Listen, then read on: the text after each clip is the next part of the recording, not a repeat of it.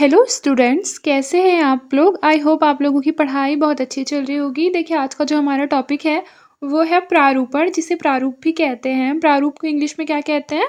Format कहते हैं। क्या कहते हैं? फॉर्मेट। ठीक है, या फिर आप आउटलाइन भी कह सकते हैं। आप लोगों ने देखा होगा, जब भी हम किसी विषय वस्तु पर कुछ लिखते हैं तो सबसे पहले हम क्या करते हैं? उसका फॉर्मेट बनाते हैं, उसका आउटलाइन डिसाइड करते हैं, उसके बाद फिर हम धीरे धीरे उसको एक्सप्लेन करके लिखते हैं। तो आइए जानते हैं कि प्रारूप होता क्या है और किसे कहते हैं, उसकी विशेषताएं क्या है आदि हम लोग पढ़ेंगे। देखिए, पहला क्वेश्चन क्या है कि मान लीजिए आपके एग्जाम में ये क्वेश्चन आता है कि प्रारूपण जो है वो किसे कहते हैं, प्रारूप का क्षेत्र एवं विशेषताएं लिखिए। तो देखिए, आइए जानते हैं। सबसे पहले यहाँ लिखा हुआ है कि सरकारी कार्यालयों में भेजे जाने वाले पत्र के संदर्भ में टिप्पणी जब अधिकारी द्वारा स्वीकृत कर दी जाती है तब उसके उत्तर की प्रक्रिया प्रारंभ होती है। हम लोग प्रतिदिन के व्यवहार में व्यक्तिगत पत्रों के उत्तर सीधे ही भेज देते हैं, परंतु सरकारी कार्यालय में पत्र भेजने के पूर्व क्या करते हैं? संबंधित लिपिक का पत्र का मसौदा तैयार करके सक्षम अधिकारी के सामने प्रस्तुत करता है और उस मसौदे की स्वीकृति के पश्चात ही पत्र तैयार किया जाता है। इस मसौदे के तैयार करने की प्रक्रिया को अंग्रेजी में ड्राफ्टिंग कहते हैं, जिसके लिए हिंदी में प्रालेख, प्रारूप, मसौदा, आलेख इत्यादि शब्द क्या है? प्रचलित है। यानी कि प्रारूप को ड्राफ्ट भी कहते हैं। क्या कहते हैं? ड्राफ्ट। ठीक है, फिर देखिए लिखा है ड्राफ्टिंग या प्रारूपण प्रालेख तैयार करने की एक प्रविधि है। क्या है ड्राफ्टिंग या प्रारूपण?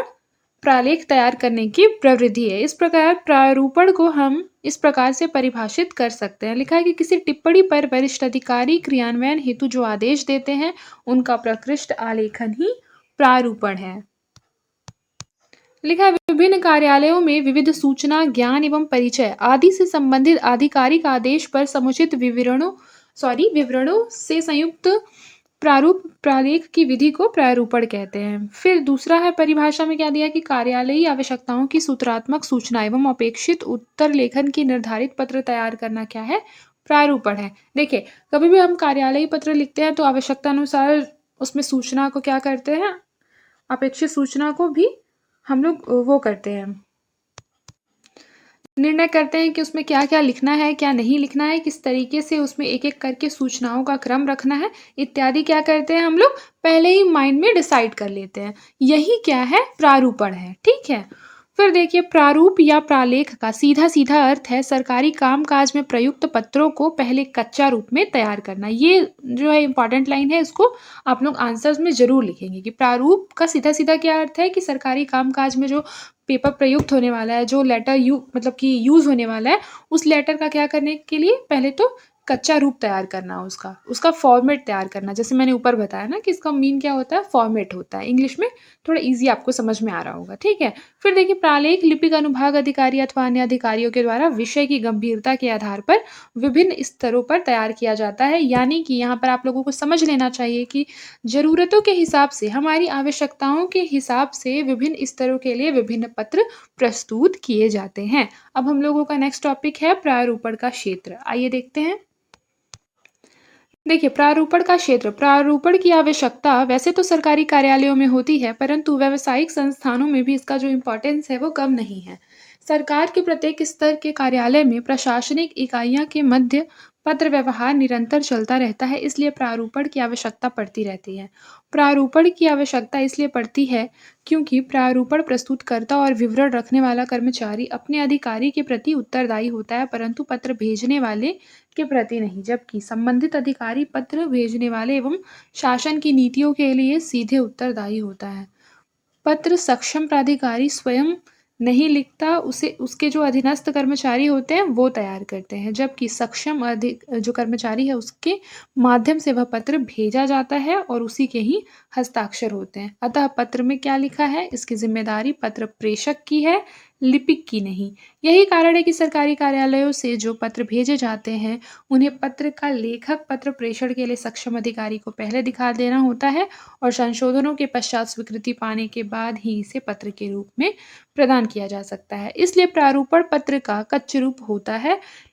इस प्रकार टिप्पणी की स्वीकृति पत्र प्रेषण के मध्य की प्रक्रिया को प्रारूपण कहा जाता है। यही कारण है कि सरकारी कार्य प्रणाली के अंतर्गत कोई भी ऐसा क्षेत्र नहीं है जहाँ प्रारूपण की आवश्यकता ना पड़ती हो। यहाँ बताया जा रहा है कि प्रारूपण का जो क्षेत्र है वो कितना विस्तृत है और किस तरीके से प्रारूपण की जो प्रक्रिया होती है वो संपूर्ण होती है। ठीक है।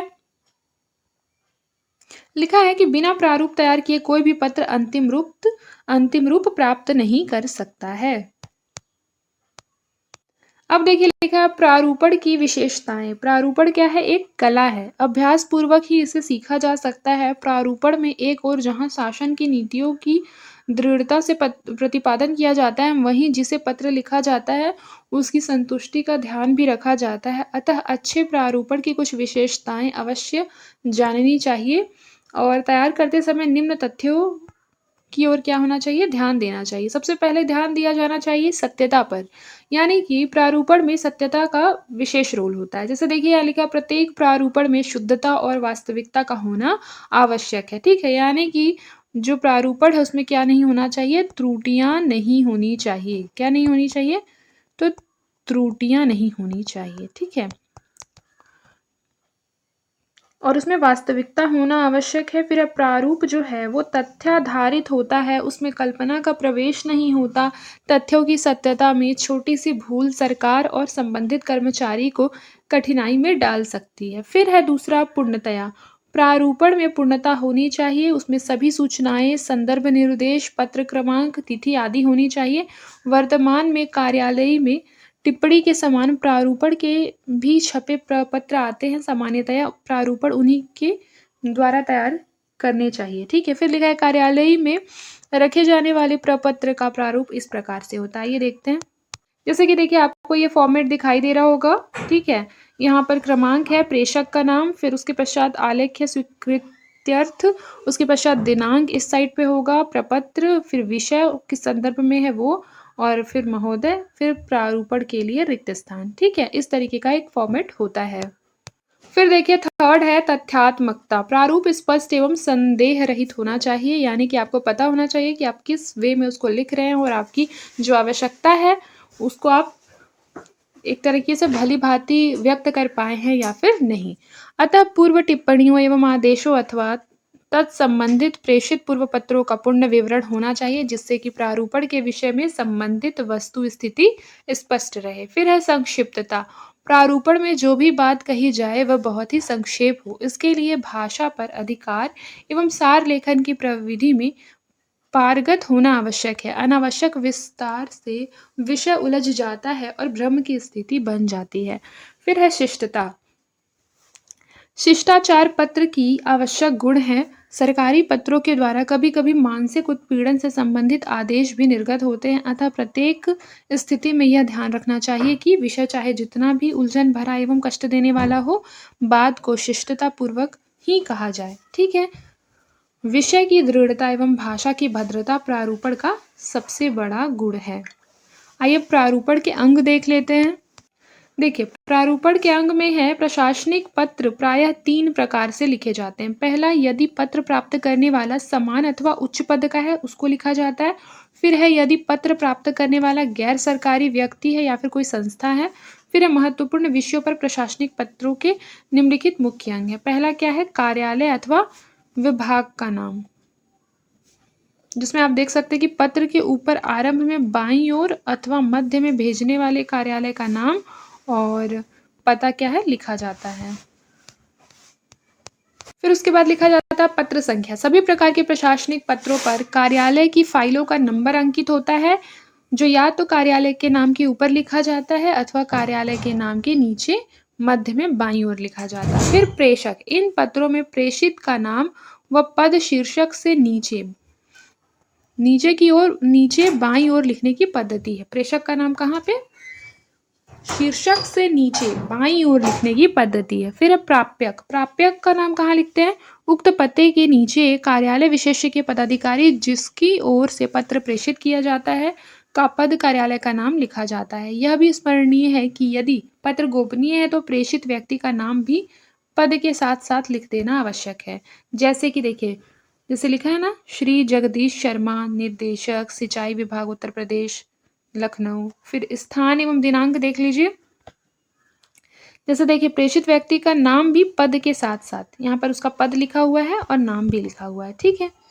फिर उसके बाद देखिए स्थान एवं दिनांक, प्रशासनिक पत्रों में प्रेषित के नाम के पश्चात दाईं ओर प्रेषक का स्थान तथा दिनांक लिखा जाता है, दाईं ओर लिखा जाता है, ठीक है, दिनांक को याद रखिएगा। फिर देखिए जैसे कि मान लीजिए ये फॉर्मेट है तो आप लोग नोटिस किए होंगे दिनांक यहाँ पर रहता है, ठीक है, ना कि बाईं ओर, दाईं ओर रहता है यहाँ पे दिनांक।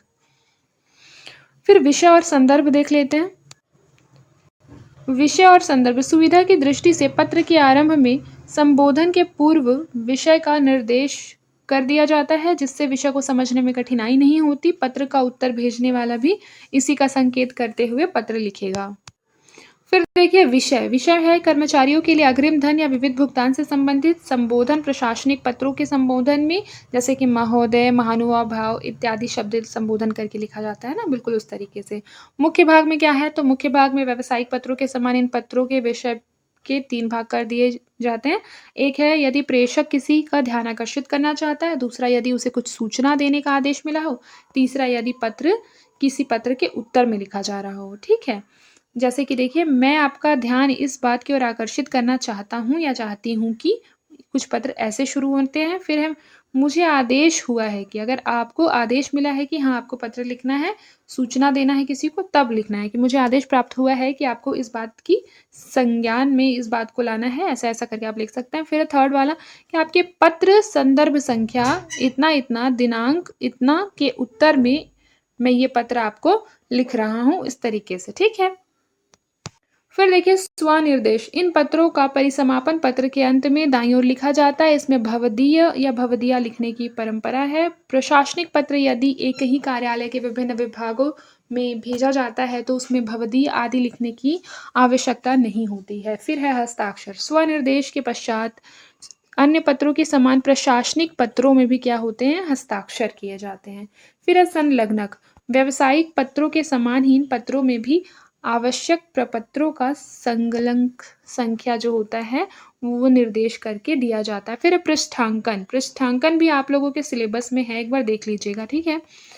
तो पृष्ठांकन क्या होता है, एक पत्र की प्रति या अधिक प्रतियां अन्य विभागीय अधिकारियों के पास भिजवाई जाती हैं, तो पत्र के अंत में इसका उल्लेख पत्र संख्या और दिनांक आदि एवं अधिकारी के हस्ताक्षर सहित किया जाता है। उदाहरण के लिए देखिए पत्र संख्या, फिर डेट लिखा है, पत्र की प्रति सूचनार्थ एवं आवश्यक कार्यवाही हेतु किसको किसको प्रेषित की गई है, यहाँ लिखा है वित्त मंत्री को, केंद्र सरकार, नई दिल्ली, ये सब में प्रेषित किया गया है। इसको बोलते हैं पृष्ठांकन। देखिए पृष्ठांकन को इंग्लिश में क्या कहा जाता है, इंडोर्समेंट कहा जाता है, ठीक है।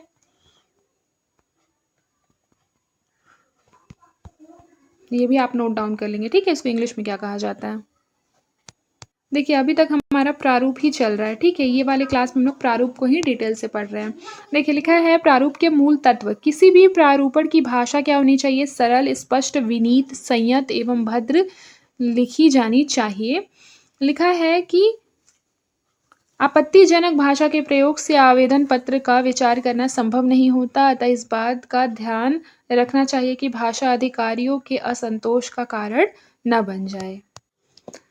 फिर देखिए यहाँ पर लिखा है प्रारूपण की भाषा में अतिशयोक्ति न हो, यानी कि जो प्रारूपण की भाषा है वो क्या होनी चाहिए, बिल्कुल ही टू द पॉइंट होनी चाहिए, उसमें किसी भी प्रकार का कोई भी अतिशयोक्ति ना हो, यानी बात को बढ़ा चढ़ाकर ना कहा गया हो। जैसे देखिए यहाँ लिखा है किसी भी प्रारूपण में इस बात का ध्यान रखना चाहिए कि उसमें अतिशयोक्ति का तर्कहीन दबाव ना हो, यानी कि उसमें बातें कैसी हो, तर्कपूर्ण हो। फिर देखिए लिखा है दृढ़ता, उक्ति एवं विश्लेषणों को त्यागना।